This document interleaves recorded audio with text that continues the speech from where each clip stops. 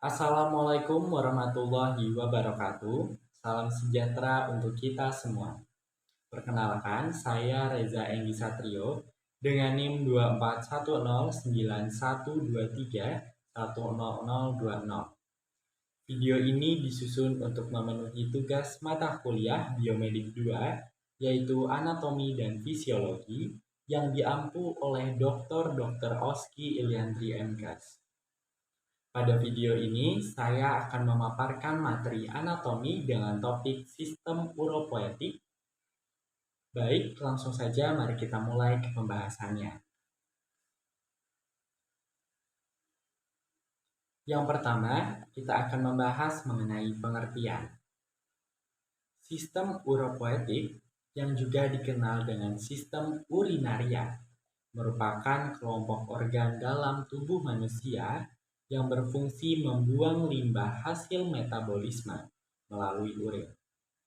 Selain itu, sistem ini turut berperan dalam menjaga keseimbangan cairan, kadar elektrolit, serta keseimbangan asam basa dalam tubuh, dan juga untuk membantu mengatur tekanan darah. Fungsi dari sistem uropoetik yaitu yang pertama adalah ekskresi limbah metabolik. Organ ginjal membuang zat sisa metabolisme seperti urea dan kreatinin melalui urin. Yang kedua adalah osmoregulasi, yaitu sistem uropoetik yang mengatur keseimbangan cairan dan elektrolit yang ada di dalam tubuh. Yang ketiga adalah pemeliharaan keseimbangan asam basa. Organ ginjal menjaga pH darah tetap stabil dengan mengatur ion H+ dan HCO3-.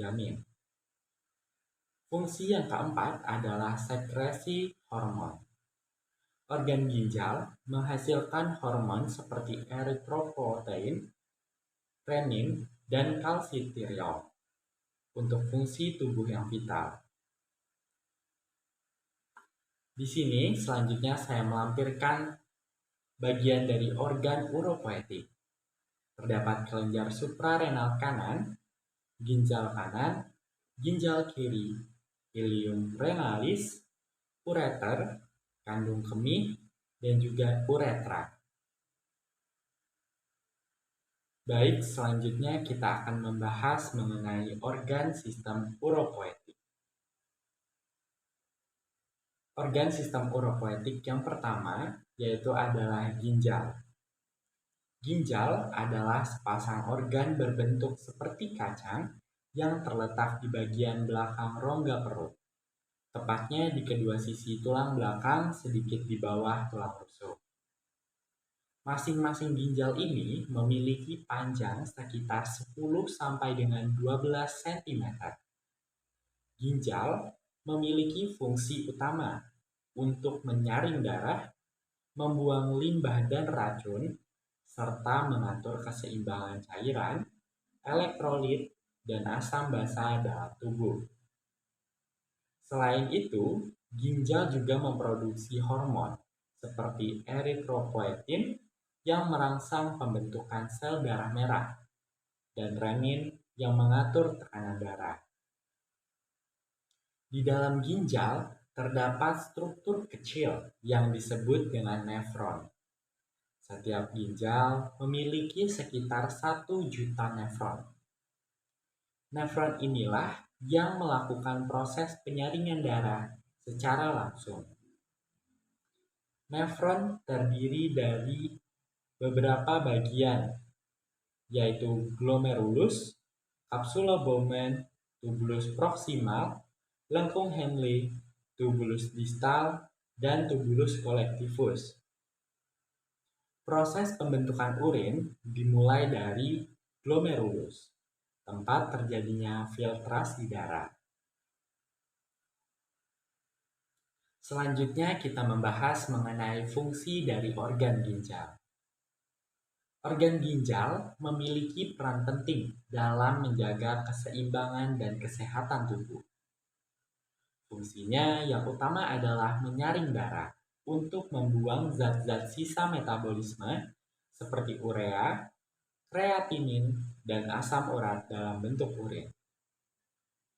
Selain itu, ginjal juga berfungsi mengatur keseimbangan cairan dan elektrolit, menjaga kestabilan pH darah melalui pengaturan ion asam dan basa, serta mengontrol tekanan darah dengan melepaskan hormon renin. Ginjal juga menghasilkan hormon eritropoietin yang merangsang pembentukan sel darah merah di sumsum tulang. Tak hanya itu, ginjal turut berperan dalam mengaktifkan vitamin D menjadi kalsitriol yang berguna untuk membantu penyerapan kalsium pada organ usus. Selanjutnya di sini saya memaparkan mengenai bagian-bagian dari ginjal. Bagian-bagian dari ginjal yaitu terdapat nefron, setelah itu ada darah kotor masuk, darah bersih keluar, urin keluar dari sebuah ginjal. Selanjutnya kita akan membahas mengenai ureter. Ureter adalah dua saluran berbentuk tabung sempit dan memanjang yang menghubungkan masing-masing ginjal dengan kandung kemih.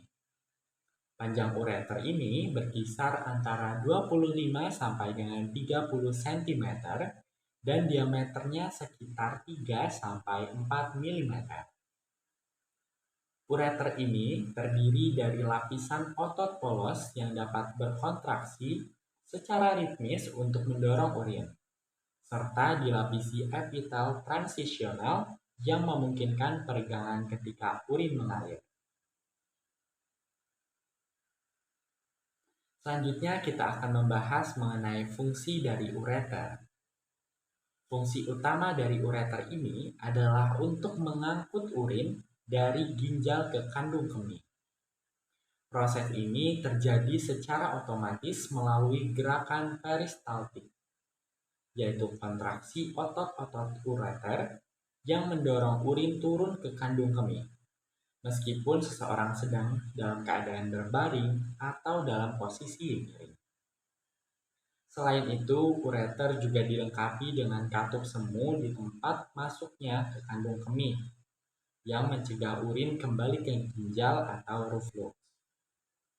Dengan demikian, ureter berperan penting dalam menjaga aliran satu arah urin dan mendukung proses ekskresi. Baik, organ berikutnya yang akan kita bahas yaitu adalah kandung kemih. Kandung kemih atau vesika urinaria adalah organ berongga yang terletak di rongga panggul bagian bawah. Bentuknya menyerupai balon dan bersifat elastis, karena dindingnya tersusun dari jaringan otot polos yang disebut dengan drut-sursor. Kandung kemih dapat menampung urin hingga 400 sampai dengan 600 ml pada orang dewasa sebelum muncul dorongan untuk buang air kecil. Struktur ini dilapisi dengan epitel transisional yang mampu meregang saat kandung kemih terisi. Selanjutnya kita akan membahas mengenai fungsi dari kandung kemih itu sendiri. Fungsi utama dari kandung kemih adalah untuk menyimpan urin dalam sementara waktu sebelum dikeluarkan dari tubuh. Saat kandung kemih mulai penuh, reseptor peregangan di dindingnya akan mengirimkan sinyal ke otak untuk menimbulkan sensasi ingin buang air kecil. Ketika waktu dan kondisi yang memungkinkan, otot detrusor berkontraksi dan stringer uretra relaksasi, sehingga urin bisa dikeluarkan melalui proses miction atau buang air kecil. Kemampuan kandung kemih dalam menampung dan juga mengontrol pengeluaran urin menjadikannya komponen penting dalam sistem uropoietik.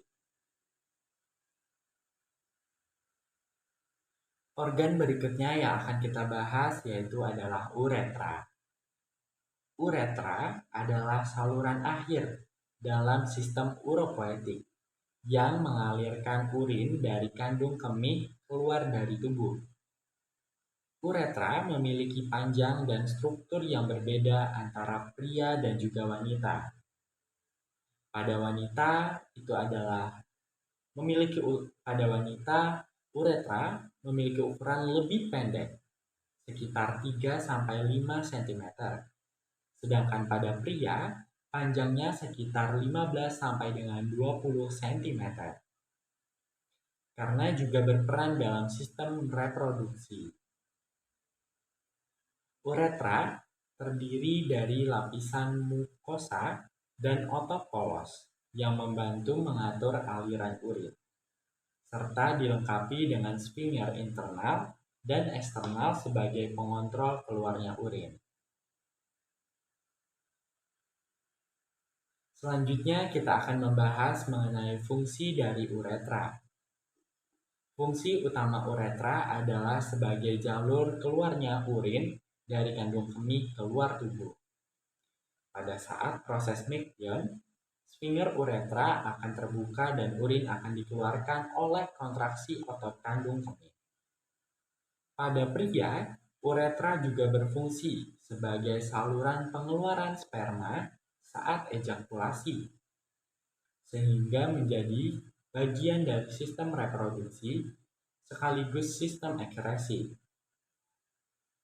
Uretra juga memiliki peran penting dalam menjaga kontinensia atau kemampuan menahan buang air kecil melalui kerjasama antara otot uretra dan sistem saraf. Selanjutnya saya telah melampirkan bagian-bagiannya.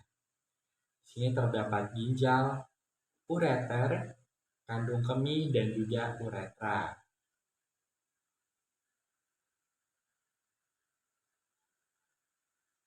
Selanjutnya, kita akan membahas mengenai penyakit dari sistem uropoetik. Gangguan pada sistem uropoetik mencakup infeksi saluran kemih atau yang biasa disingkat dengan ISK, yaitu adalah batu ginjal dan gagal ginjal. ISK umumnya disebabkan oleh infeksi bakteri. Batu ginjal terbentuk akibat penumpukan kristal mineral, sedangkan gagal ginjal terjadi saat ginjal tidak mampu menyaring zat-zat sisa dari darah. Gejala yang muncul dapat berupa rasa nyeri, adanya darah dalam urin, serta pembengkakan pada bagian tubuh tertentu. Beberapa penyakit lain yang dapat mempengaruhi sistem uropoetik antara lain prostatitis, hidronefrosis, dan inkontinensia urin. Prostatitis ditandai dengan nyeri di area panggul. Hidronefrosis terjadi karena adanya hambatan aliran urin, sedangkan inkontinensia urin menyebabkan keluarnya urin secara tidak sengaja, terutama pada orang lanjut usia. Seluruh kondisi tersebut memerlukan penanganan medis yang sesuai. Bagaimana sih cara kita menjaga kesehatan sistem uropoetik? Yaitu dengan mencukupi kebutuhan cairan, dengan memastikan tubuh mendapat cukup air setiap hari, guna mendukung kinerja ginjal dan mencegah dehidrasi, yang dapat memicu terbentuknya batu ginjal serta infeksi saluran kemih. Umumnya dianjurkan untuk mengonsumsi sekitar 8 gelas air per hari, meskipun jumlah ini bisa berbeda tergantung pada tingkat aktivitas dan kondisi kesehatan masing-masing individu. Yang kedua adalah merawat kebersihan diri.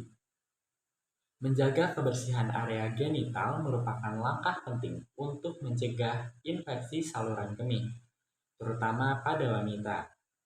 Bersihkan area tersebut secara rutin menggunakan air dan sabun yang lembut, serta pastikan untuk mengeringkannya dengan baik setelah mandi atau buang air.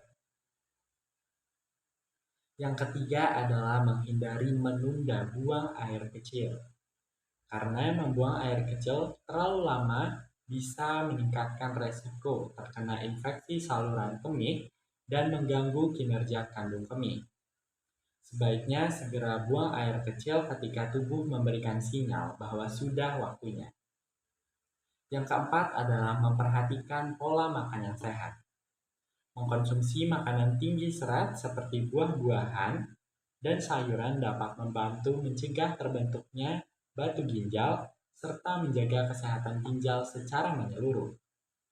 Hindari asupan garam, gula, dan protein dalam jumlah yang berlebihan untuk menjaga fungsi ginjal tetap optimal. Sampailah kita di bagian kesimpulan. Sebagai kesimpulan dari materi ini, yaitu adalah sistem uropoetik berperan krusial dalam menyaring zat-zat sisa dari tubuh, menjaga keseimbangan cairan dan elektrolit, serta mengeluarkannya dalam bentuk urin. Berbagai gangguan seperti infeksi saluran kemih, batu ginjal, gagal ginjal, prostatitis, hidronefrosis, dan inkontinensia urin dapat mengganggu fungsi tubuh secara keseluruhan dan membutuhkan perawatan medis yang tepat. Oleh karena itu, menjaga kesehatan ginjal dan saluran kemih sangat penting untuk mencegah gangguan tersebut dan mendukung keseimbangan tubuh secara menyeluruh. Baik, demikian pemaparan materi mengenai sistem uropoetik yang dapat saya sampaikan. Semoga video ini dapat memberikan gambaran yang jelas dan bermanfaat dalam memahami anatomi sistem ini secara menyeluruh. Terima kasih atas perhatiannya. Wassalamualaikum warahmatullahi wabarakatuh.